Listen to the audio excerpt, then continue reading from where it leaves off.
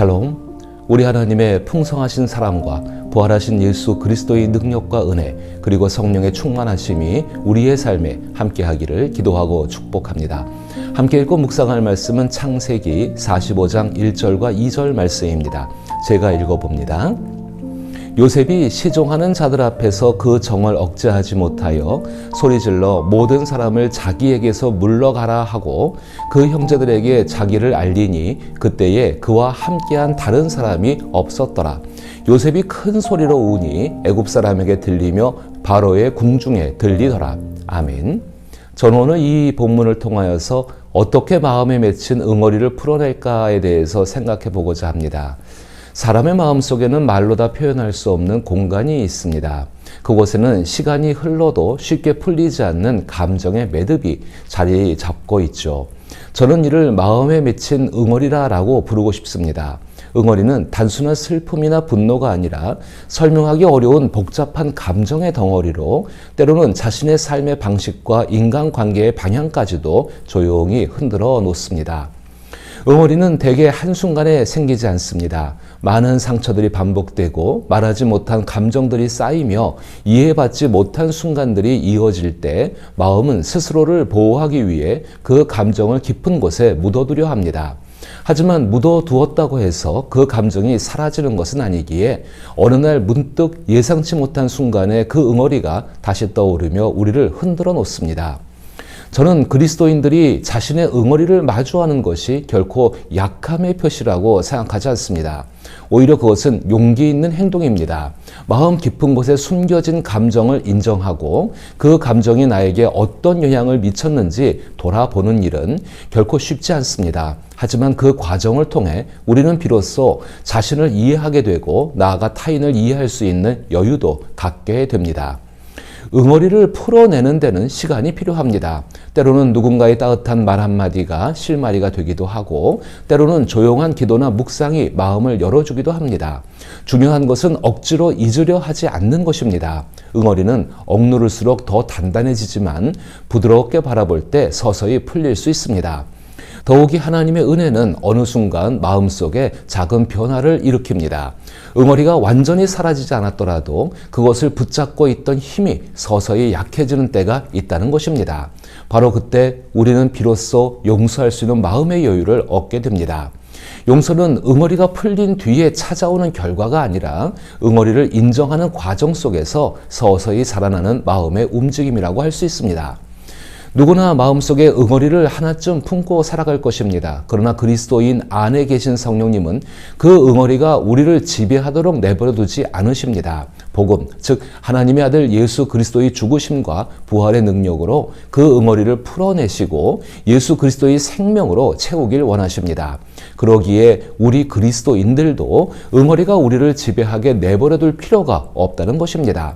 마음을 솔직하게 들여다보고 그 감정을 하나님 앞이나 아주 신뢰하는 사람들과 함께 천천히 풀어내며 선으로 악을 이기며 하나님의 선을 이루고자 할 때 우리는 더 가벼운 마음으로 내일을 향해 나아갈 수 있습니다. 창세기 45장 1절과 2절은 요셉이 오랜 세월 가슴 깊이 눌려왔던 감정이 마침내 터져나오는 장면을 생생하게 보여줍니다. 애굽의 총리라는 높은 자리에도 불구하고 형들을 다시 마주한 순간 요셉은 더 이상 마음속에 감추었던 감정을 억누를 수 없었습니다.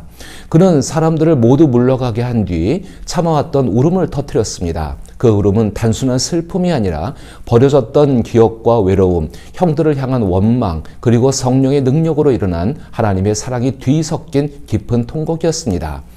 결국 요셉은 자신의 신분을 밝히기 전에 누구도 곁에 남지 않도록 한 후 참아왔던 감정을 큰 통곡으로 쏟아내었습니다. 우리 모두는 살아가면서 마음속 깊이 오래된 응어리를 품고 지내는 경우가 많습니다. 말하지 못한 상처, 이해받지 못한 아픔, 쉽게 풀리지 않는 용서의 매듭들처럼 말이죠. 그러나 요셉의 이야기는 우리에게 예수 그리스도를 통해 우리 안에 강하게 나타나는 하나님의 사랑을 보여줍니다. 또한 자신 안에 있는 응어리를 인정하고 드러낼 때 하나님께서 용서와 화해의 길을 열어주신다는 사실을 일깨워 줍니다. 요셉의 통곡은 단순한 원망의 폭발이 아니라 하나님이 준비하신 용서의 자리를 향한 정화의 과정이었습니다. 그 눈물은 상처를 드러내는 동시에 그 상처를 넘어서는 은혜의 시작이기도 합니다. 성경의 이야기를 통해 마음속 응어리를 풀고자 한다면 예수 그리스도의 모습을 본받아야 합니다. 그리스도인의 삶의 목적은 바로 예수님을 닮아가는 데 있기 때문입니다. 요셉은 종종 예수 그리스도의 예표로 여겨지는데 여기서 예표란 예수님께서 이 땅에 오시기 전에 예수님을 미리 보여주는 구약의 인물을 뜻합니다. 요셉은 불안정한 면도 있었지만 여러 측면에서 예수 그리스도의 진정한 예표라고 할 수 있습니다.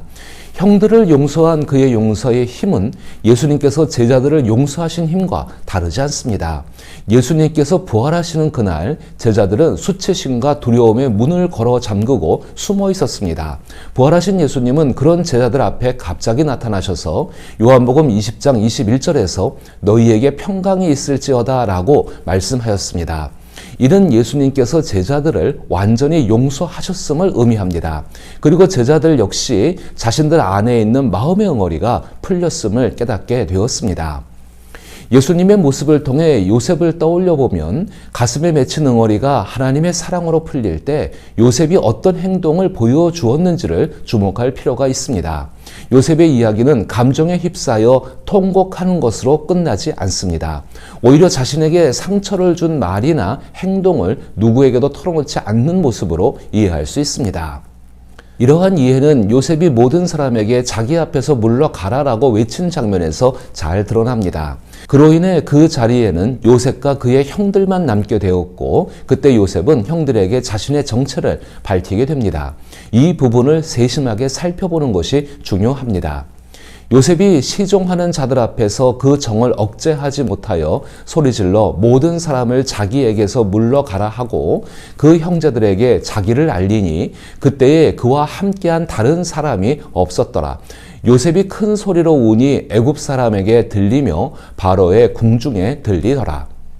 요셉의 명령에 따라 모든 사람이 물러갔고 성경은 이를 확인하듯 1절에서 그 형제들에게 자기를 알리니 그때에 그와 함께한 다른 사람이 없었더라 라고 기록하고 있습니다.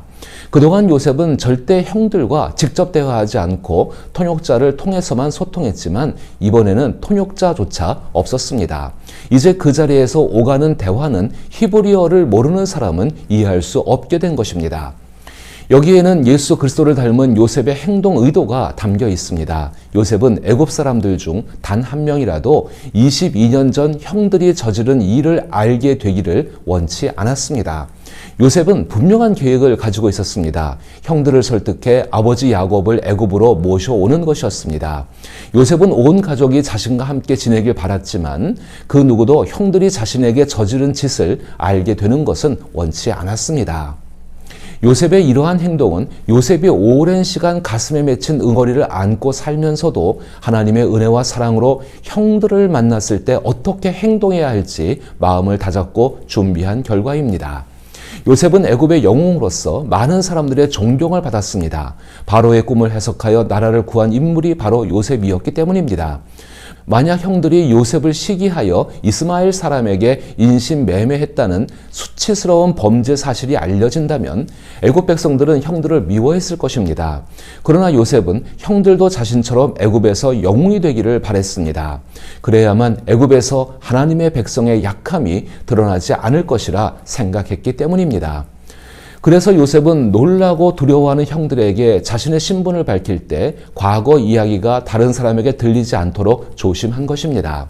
그는 형들이 저지른 일을 숨겼을 뿐 아니라 누구도 알 수 없게 철저히 비밀로 만든 것입니다. 이것이 바로 예수 그리스도께서 우리에게 보여주신 완전한 용서의 한 모습입니다. 우리가 예수 그리스도를 통해 하나님께 완전한 용서를 받을 때 시편 103편 12절에서 말씀하신 것처럼 우리의 죄는 우리로부터 멀리 옮겨집니다. 이는 마치 동쪽이 서쪽에서 멀리 떨어진 것과 같습니다.